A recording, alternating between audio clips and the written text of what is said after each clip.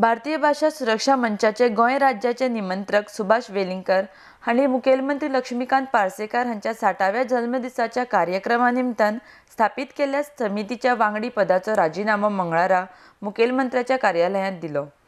कार्यकर्त्यां कडल्यान पुराय गोंयांतल्यान आयिल्ल्या तीव्र आक्षेपाक मान दिवन हो राजीनामो तांच्यांनी दिला।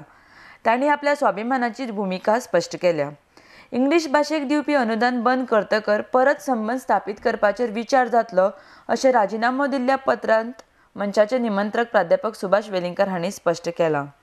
भारतीय भाषा सुरक्षा मंचाचे 2011 ते 12च्या आंदोलना वेळार गोंयकार मराठी आनी कोंकणी मोग्यांक भाजप सरकारान आपूण सत्तेर येतकर प्राथमीक शाळांचें इंग्लीश अनुदान बंद करतले म्हूण उतर दिल्लें। मात सत्तेर येतकर भाजप सरकाराक ह्या आश्वासनाचो विसर पडलो। आदले गोंयचे मुखेलमंत्री आनी आतांचे भारताचे संरक्षण मंत्री मनोहर पर्रीकार हांच्यांनी त्या वेळार मंचाक पाठिंबो दिल्लो, पूण सत्तेर येतकर मात तांणी हें उतर पाळूंक ना। इंग्लीश भाशेचें अनुदान चालूच उरलें। 26 जून 2016 ह्या दिसा मंचान सुरू केल्ल्या आंदोलनाक 1 वर्स पुराय जालें। ह्या आंदोलनाक लागून भाशा मोग्यांक कसलोच अपराध केल्या बगर खुबश्या फावटी रस्त्यार येवचें पडल्यात।